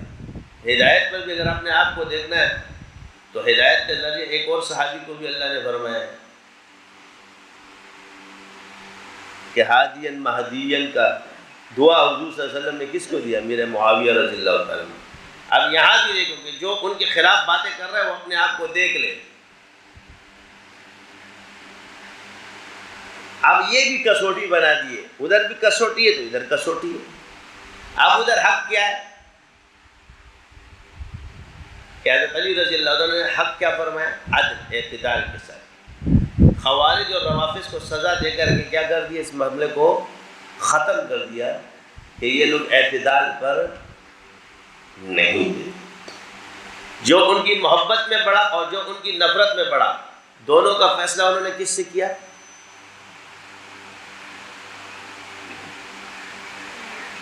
تلوار سے. تو یہاں یہ بتایا گیا ہے کہ افراط اور تفریط نہیں کرو. کیا نہیں کرو؟ کہ حق کو اگر پہچاننا ہے تو افراط اور تفریط نہیں کرو. اب ابو بکر صدیق رضی اللہ تعالیٰ عنہ سے لے کر کے دیکھو، حضرت علی ان کے ساتھ ہے، حضرت عمر کے ساتھ ہے. تاریخ کو چھوڑو، سنت کو دیکھتے جاؤ. حضرت عثمان کے ساتھ ہے. خود اپنی خلافت میں اختلاف کے بعد تحکیم یہ ثابت ہے. اس تحکیم پر قوم نے کیا کیا باتیں کی اس دور کی، وہ بھی نہج البلاغہ میں سارے خطبے موجود ہیں. اور اس کے نیچے پھر وہ تشریحات کیا ہے. تو یہ افراط اور تفریط کیا ہے کہ اعتدال اور ان کی سنت کو چھوڑ کے. تو عقیدہ اہل سنت والجماعت نے خلفاء راشدین کو جو ترتیب رکھی ہے وہ کس پر ہے؟ حضرت علی رضی اللہ تعالیٰ حق بیان کیا ہے. تو وہ حدیث موجود ہے بخاری شریف کے اندر. تو اعتدال کا راستہ پکڑا ہے.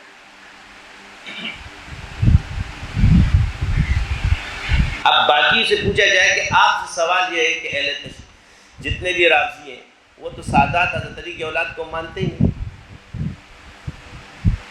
وہ تو صرف حضرت فاطمہ کی اولاد کو سید مانتے ہیں۔ یہاں فضیلت جب آپ حضرت علی کی بیان کرتے تو حضرت علی کی اولاد کو سید کیوں نہیں مانتے؟ باقی جو سے پیدا ہوئے ہیں اس کے بارے میں کیا ہے؟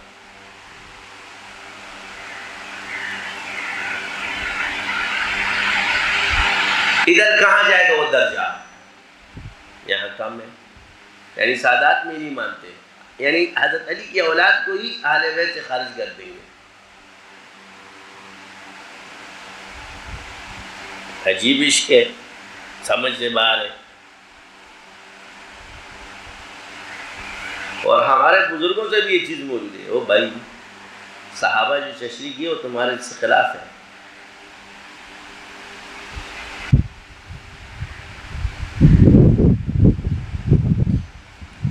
تو اس لیے میں نے آپ سے کہا کہ میں تحقیقاً بات کر رہا ہوں، میں ایویں بات نہیں کر رہا۔ ملاوٹ ایک الگ چیز ہے، اہل بیت شیعہ اور روافض یہ جدا چیز ہے۔ اہل بیت ہی رہیں گے۔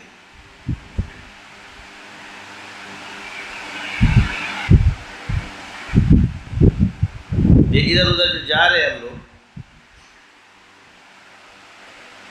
تو آج میں نے پہلے بھی ایک تشریح آپ کو کہی کہ سفینہ نوح کی طرح اس اہل سنت والجماعت کے اندر تمام سراسر موجود ہیں۔ شیخ عبدالقادر جیلانی، خواجہ معین الدین چشتی، شیخ ابوالحسن الشاذلی رحمۃ، امام جعفر صادق رحمۃ اللہ علیہ، یہ ساری اسناد جو جا رہی ہے کس کے پاس ہے؟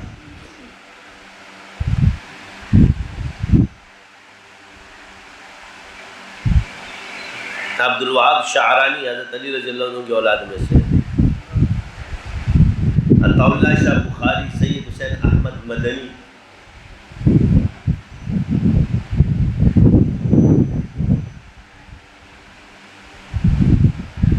بڑے بڑے نام بتا۔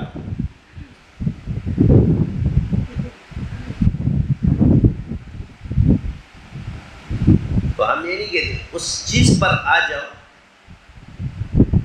اور یہ جو اہل بیت نے یہ دوسرے چیزوں کو پکڑ کے جنہوں نے نسل میں یہ چیز موجود ہو کہ اپنے دشمنوں کو بھی جو ہے نا سینے سے اور گلے سے لگایا ہو، ان کے نام پہ آج اہل بیت بھی شامل ہو جائے وہ بات کرنے کے لیے آبا و اجداد کی سنتوں کو چھوڑ دو۔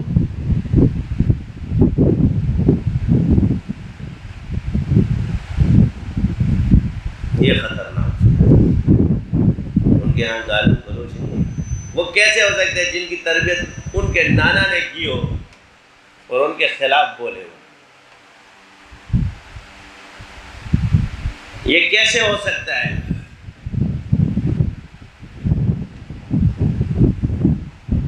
کہ جو حضرت فاطمہ کے والد کا سسر ہو،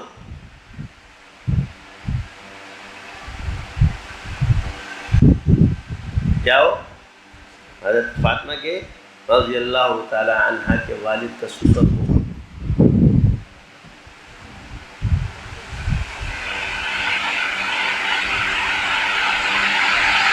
اور وہ اپنے والد کے سسر کو کیا تم اس سے قیاسات کر کے جو ہے نا مسئلے پیدا کر دو، تو یہ کس نے کیے؟ یہ روافض نے۔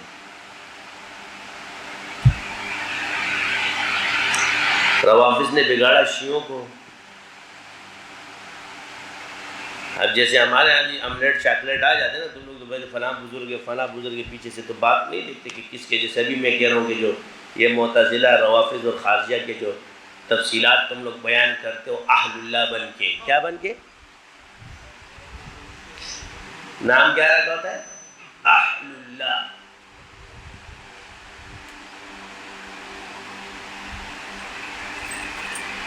تمہارے تو 4 نیکیاں کرے اللہ والے بن جائے، باقی سارے ذکر کرے وہ سب جہنم میں جائیں گے، کیونکہ ولایت تمہارے ہاتھ میں، اس چیز کو چائے دے دو جس سے چائے نکال دو۔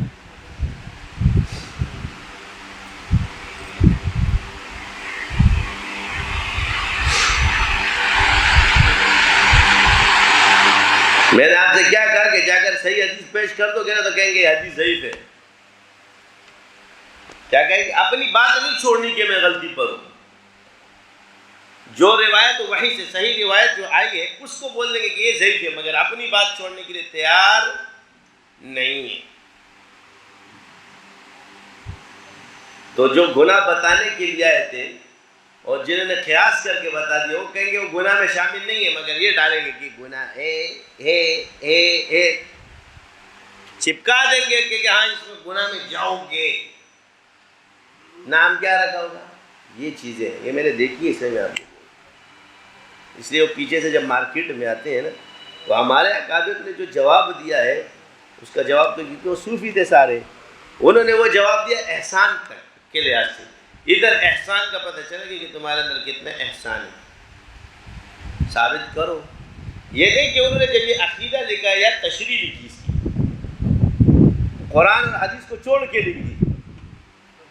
ایسا ہو سکتا تھا؟ جب تحقیق ہے تو ثابت کرو. بات غلط نہیں ہے، بات میں کمال ہے.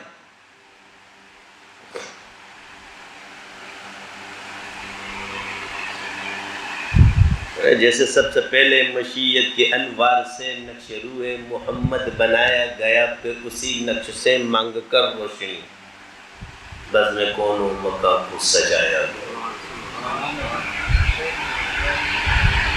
ہر کسی کا عشق ہے، ادھر بھی عشق ہے. یہاں عشق کا ہے، وہاں عشق کیا ہے؟ اب یہ سمجھنے والوں کے لیے. اب اس عشق میں کیا ہے؟ یہ بندہ یہ جو اللہ کے بارے میں بندے محتاج ہے یا نیاز ہے یا ناز ہے؟ کہیں محتاج ہوتا ہے کہیں ناز ہوتا ہے. تو اللہ تو محتاج نہیں ہے مگر بندے کا ناز تو رکھتا ہے. کیا محتاج تو نہیں ہے مگر بندے کا کیا رکھتا ہے؟ ناز رکھتا ہے. یہ ناز جو ہے دلالت محبت کرتی ہے کہ کتنی محبت کرتا ہے. محبت انتہا کی جو معلوم کرنی ہے تو ناز سے معلوم ہو. کس سے معلوم کرو گے؟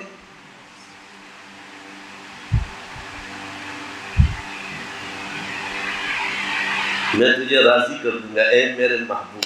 کیا ہے؟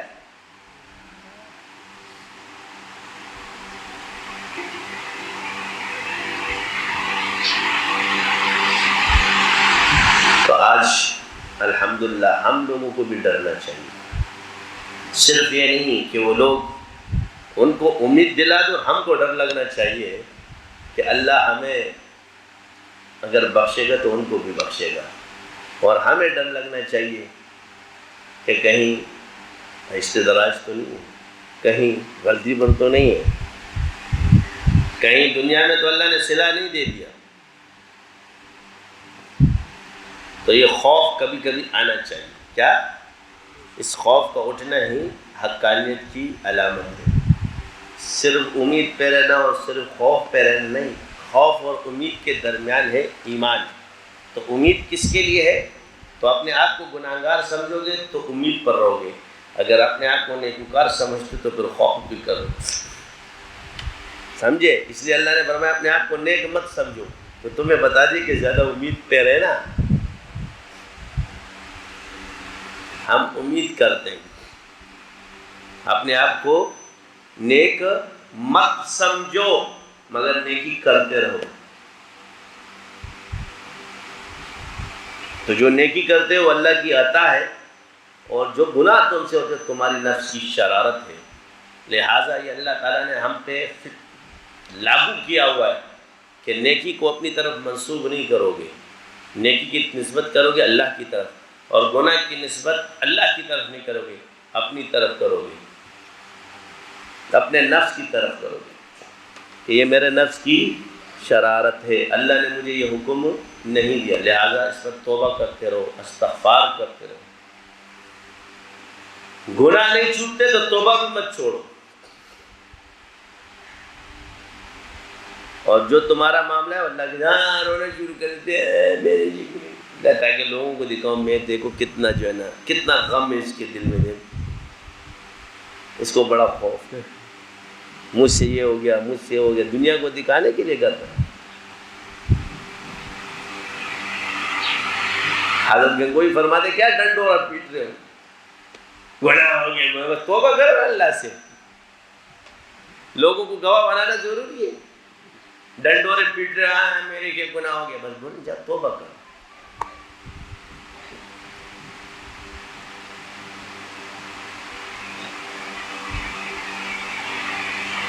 پنڈورا باکس کھولنے کے لیے بیٹھے ہوتے، وہ کبھی کبھی ہوتا ہے نا minus minus is equal two plus ہوتا ہے، وہ میڈیا والے جا رہے تھے سارے لوگوں کو پکڑ رہے تھے، کیا کیا، یہ کیا، وہ کیا ہے، مائک لینے کے ایک پیر صاحب کو پکڑ رہے تھے، پیر صاحب کے پاس تو علم ہوتا نہیں، کہیں پیر گرم ہو رہا ہے تو کوئی ٹھنڈا ہو رہا ہے، آگے کیا ہے، وہ جس چیز پہ کھڑا ہے وہ بیچارہ مائنس ہی ہوتا ہے، اس کو پتہ ہے کہ میں کیا کر کے ہے، مگر دوسرے مائنس پہ اعتراض کرتے ہیں، مگر اس کا ذکر ٹو پلس نہیں کرتا۔ کیا ہے؟ Minus minus is equal two plus, science کا ہے نا، وہ جس جگہ پہ کھڑا ہے اور جس زمانے سے وہ چیز آتی ہے اس کو بھی پتا ہے، وہ بچہ تو نہیں ہے، وہ عورت بھی جانتی ہے اور لڑکا بھی جانتا ہے، مبتلا بھی کو سب پتا ہوتا ہے، خود بھی پتا ہوتا ہے کہ میں یہ کون سا رستہ ہے، لیکن دوسرے پر کیسے تو دوسرے کا سبب بن کے نہیں بنا، صفائی کا، پاکی کا ذریعہ نہیں بنتا مگر صفائی کا ذریعہ بن گیا۔ پاک تو توبے سے ہوں گے، کس سے ہوں گے؟ تو اللہ ہم سب کی مغفرت فرمائے۔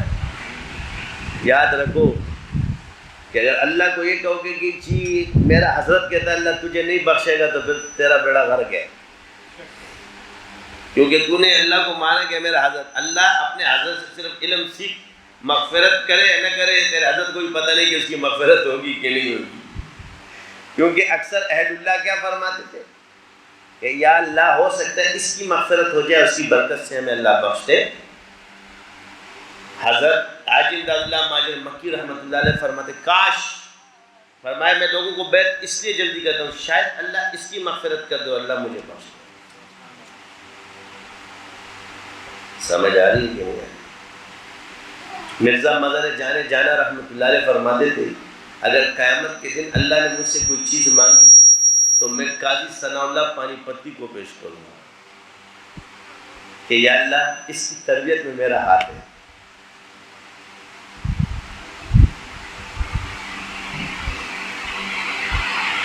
اس کی تربیت میں میرا کچھ حصہ ہے، یہ ہے۔ تو ہم بھی اسی لیے لوگوں کو خلافت دے دیتے ہیں، مولویوں کو، سب کو، کہ شاید اس کی مغفرت ہو جو اللہ ایک ذریعہ بنا دے بخشش کا۔ تو کہتے ہیں تم لوگوں نے کیا بنایا؟ میں نے کہا پیر میکر اور کنگ میکر اللہ نے بنایا۔ سبحان اللہ! کیا بنایا؟ پیر میکر اور کنگ میکر۔ ولی اللہ بنائے گا، پیر ہم بنا دیں۔ کیا ولی کون بنائے گا؟ اللہ بنائے گا، مگر پیر میکر اللہ نے ہم کو بنایا اور کنگ میکر بھی بنایا ہے۔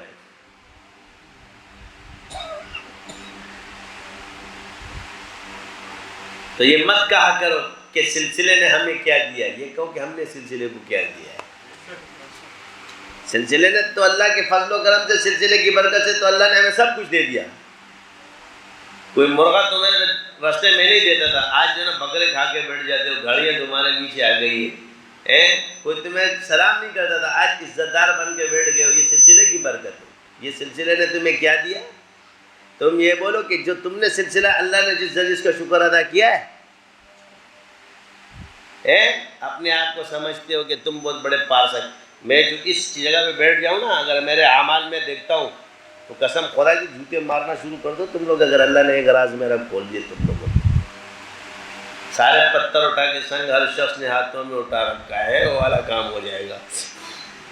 یہ اس کی ستاری ہے، اس کی غفاری ہے، اس رب کا فضل و کرم ہے، ہمارا کمال نہیں ہے۔ یہ سلسلے کی برکت ہے کہ اس کی برکت سے ستاری کی چادر ہم پہ ڈال دی، ہمارے عیوب چھپا دی اور ہمیں عزت دار کر دی۔ لوگ اس چادر کو دیکھتے ہیں، اندر کون ہے یہ نہیں دیکھتا۔ فرد عصیاں میری مجھ سے لے کر کالی کملی میں اپنے چھپا لی، کیا خبر کیا سزا مجھ کو ملتی، میرے آقا نے عزت بچا دی۔ ایک اور ہم نے سلسلے کا کتنا شکر ادا کیا اللہ کا، اس سلسلے کے ہم نے اللہ کا شکر کتنا ادا کیا۔ تم ذکر نہیں کر سکتے تھے، ذکر کرنے والے بن گئے، جو صوفی ذکر نہیں کر سکتے تھے آج وہ ذاکرین بن گئے، جو اسباق طے نہیں ہوتے وہ اسباق طے ہو رہے، جس علم کو مفقود تھا وہ علم آ گیا، شیاطین پر اللہ نے تمہیں غالب کر دیا۔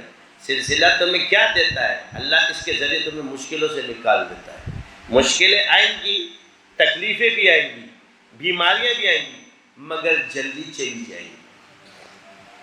اس سے جلد نکلنے کا طریقہ سکھاتا ہے تمہیں۔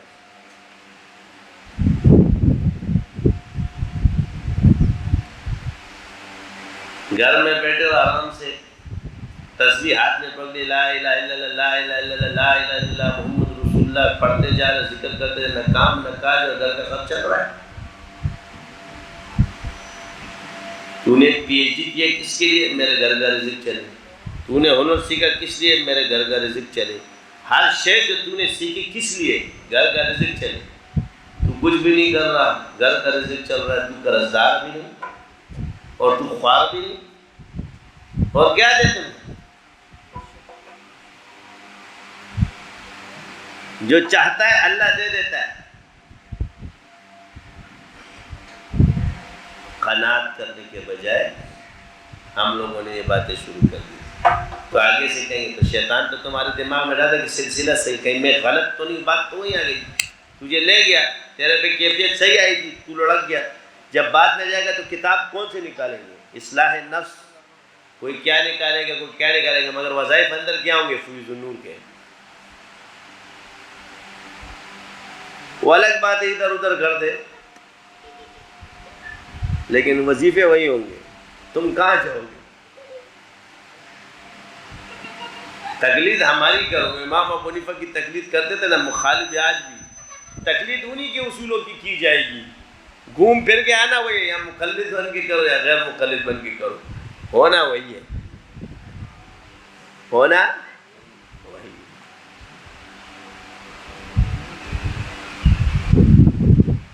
وہ الگ بات ہے کہ تم نے وزن اٹھایا اور کمزور دیوار پہ رکھ دیا، تم سمجھتے ہو کہ اس دیوار پہ جو میں نے یہ وزن رکھا ہے اب یہ مکان میرا ہو گیا، اس کی مثال ہوگی گرتی ہوئی دیواروں کو اور ایک دھکا اور دو، وہ جا کے بھاری چیز لے جا کے ایک کمزور آدمی پہ رکھ دی، وہ بابا بھی چلا گیا۔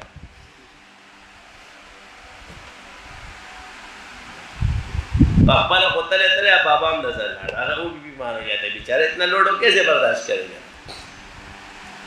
کبھی حالات کے قدموں میں قلندر نہیں گرتا، بار بار شعر بھی پڑھ تو سمجھ میں نہیں آتا، یہ تو نعمت ہے نا۔ کبھی حالات کے قدموں میں قلندر نہیں گرتا، ٹوٹے بھی جو تارا تو زمین پر نہیں گرتا، گرتے ہیں سمندر میں بڑے شوق سے دریا، لیکن کسی دریا میں سمندر نہیں گرتا۔ سمجھاتا بھی ہوں پھر بھی سمجھ نہیں۔ اور بھائی جب گر نہیں سکتا تو کیسے کہتے میں کیا کیا آ رہا ہے؟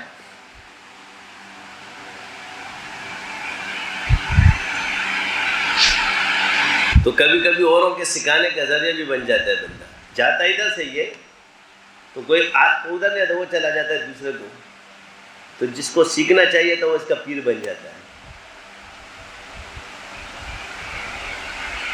یہ ہے مسئلہ۔ تو مسئلہ یہ نہیں ہے، الحمدللہ جب تم وہاں جاؤ گے نا سارے پیروں کے پاس تو تم صرف لطائف کا پوچھنا تو تم پتہ چل جائے گا کتنا بڑا پیر، اس کو یہ بھی پتہ نہیں۔ ہمارے ہاں تو لطائف نہیں ہوتے، آسان لفظ کیا سیکھا ہوتا ہے؟ ہمارے ہاں بزرگی ہوتی ہے، نصاب نہیں ہوتا۔ کیا ہوتا ہے؟ تو ہم جواب میں کہتے ہیں حضرت یہ وہی بزرگوں نے بنائی جن کو اللہ نے بزرگیاں دی۔ یہ مجاہدے اللہ نے کس سے کروائے؟ انہی بزرگوں سے کروائے جن کو اللہ نے بزرگی دی، امام بنایا۔ یہ آپ کو پتہ ہے نقشبند کے 17 سبق تھے، یہ مجدد الثانی کے بعد یہ ہو گیا نقشبندیہ مجددیہ، یہ 35 سبق اس کے بعد ہوئے، 18 سبق اللہ نے ان پر کھولے تھے۔ تو یہ جب ان پہ کھلتا تھا شیخ کو پتہ تھا کہ اللہ اس کو امام بنائے گا، خواجہ باقی باللہ رحمۃ اللہ۔ تو 18واں سبق جب مجدد الثانی پہ کھلا ہو جا کے شیخ کو بتاتے، پھر شیخ اس طریقے پہ کرتے تھے تو ان پہ بھی اور آزمت تو فرماتے ہیں ٹھیک ہے، اس طرح 35 سبق تو پہلے شیخ نے مرید کی تربیت کی، پھر مرید نے شیخ کی تربیت وہ کی۔ فیض انتقال فیض کہا جاتا ہے اس کو۔ اس نے یہ کہا کہ میرا شیخ میرا مرید ہے، مگر شیخ نے جو مرید سے حاصل کیا اس کو انتقال فیض کہتے ہیں۔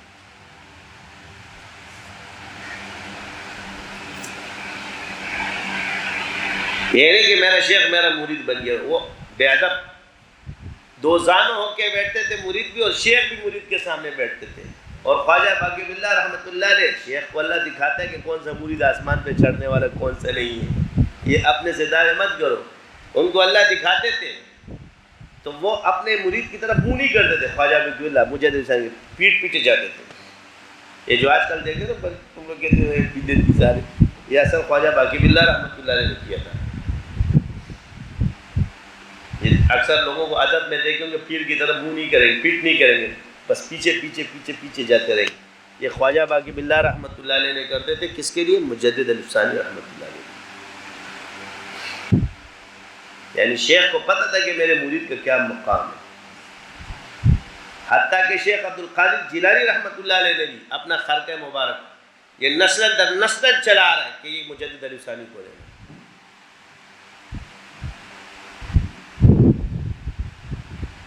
کتنی صدیوں بعد پیدا ہوئے، مگر اس وقت سے وہ خرقہ کہ یہ اس کو دینا، اس وقت سے وہ خرقہ چلتا ہے کہ ہند میں ایک بندہ پیدا ہوگا، یہ اللہ پلاتا ہے۔ یہ کرامات اولیاء ایسے کہ انسان سوچ بھی نہیں سکتے، اللہ نے دکھانے والا ہے، یہ کوئی ان کا کمال کر کے لیکن دکھاتا اللہ ہے۔ تو وہ کرتا چلتے چلتے چلتے چلتے جب آخری اس کے خانوادے میں آیا تو وہ دیتا نہیں تھا، تو آخر جو بزرگ تھے ان سے تو ملاقات، لیکن ابھی جب دیکھو جب تک وقت نہیں آیا اس کی ملاقات ہو گئی تھی مجدد الفسانی سے، لیکن جب تک اس مرتبے پہ نہیں پہنچے تھے وہ کرتا انہوں نے نہیں دیا، لیکن ان کا انتقال پہلے ہو گیا۔ تو جب کمال انتقال تک حضرت نے جو آخر اس نے اپنے اولاد کو کہا جب یہ اس مرتبے کو پہنچے اور یہ اس چیز کا وہ کرے تب یہ کرتا اس کے پاس پہنچا دیا۔ یعنی یہ دیکھو یہ بھی اللہ نے ان کو دکھا دیتے کہ ایک وقت میں آئے گا اور یہ دعویٰ کرے گا اس چیز کا، اپنی نعمت کو بیان کریں کہ اللہ نے مجھے زمانے کا مجدد بنایا، یہ جب بنے تو تب یہ کرتا اس کو دے دے کہ یہ شیخ عبد القادر جیلانی سے چلا ہے۔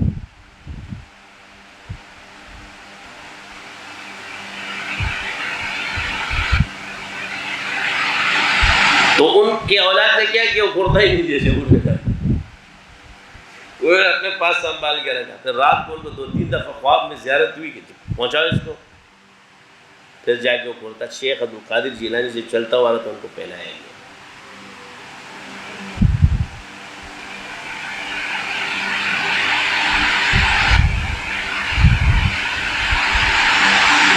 تو یہ جو بات چلے جاتے ہیں نا، اب کیا ہوتا ہے، اب آپ ایک آدمی ہو کہ آپ محقق ہو یا آپ نفسیاتی ہو، اس کا آسان سا حل بتا دیتا ہوں کہ آپ حدود اللہ کا تحفظ کرنے والے ہو یا محقق ہو۔ کسی صحیح آدمی کے پاس اگر کسی کی بات آ جائے اور محقق میں لیکن حدود اللہ میں نہ ہو اور یہ اس کو مان جائے تو سمجھ لے بزرگ گیا۔ یہ بزرگ اس معیار پہ نہیں ہے کیونکہ یہ بھی حدود کا مخالف ہے، کیونکہ شرع جو نے آج حدود مقرر کی اس نے سنی سنائی بات پر عمل کر لیا، جبکہ اس کو یہ جواب دینا چاہیے کیا تم نے دیکھا ہے؟ نہ میں نے دیکھا نہ تم نے دیکھا، بندہ پاکیزہ ہے میرے لیے، جاؤ۔ نہ تم نے دیکھا نہ ہم نے دیکھا، تو تیری بات کو سن کر میں گواہی کیوں دوں؟ تو نے سن کے بات سنائی، تو بھی جھوٹا تو مجھے بھی جھوٹا کرنے آ رہا ہے، جواب یہ ہونا چاہیے۔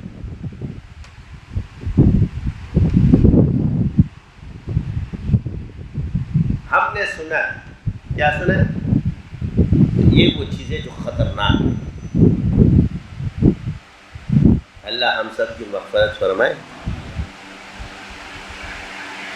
ارے داغ داغ مت کرو سب داغدار ہے، داغ داغ مت کرو سب داغدار ہے، پیدا اگر ہے تو ایک پروردگار ہے، مگر وہ داغدار جو توبہ کرتا ہے وہ وفادار ہے۔ اللہ کے وفادار تو بنو نا توبہ کر کے، جو توبہ چھوڑ دے تو اپنے نفس کے بن جاؤ گے۔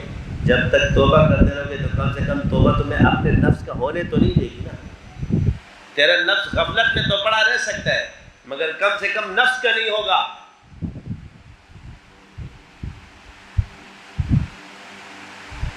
توبے کی وجہ سے اللہ سے تعلق جڑا رہے گا، اگر توبہ چھوڑ دی تو پورا پورا نفس کا ہو جائے گا. اس لیے اللہ سے مایوس مت ہو، اللہ سے مایوس مت ہو، امید رکھو، توبہ کرتے رہو، انشاءاللہ اللہ نکالے گا. تم سچے کی عزم کے ساتھ رہو، ایک دن اللہ تمہیں ان چیزوں سے نکال لے گا. سبحانک اللہم و بحمدک اشہد ان لا الہ الا انت استغفرک.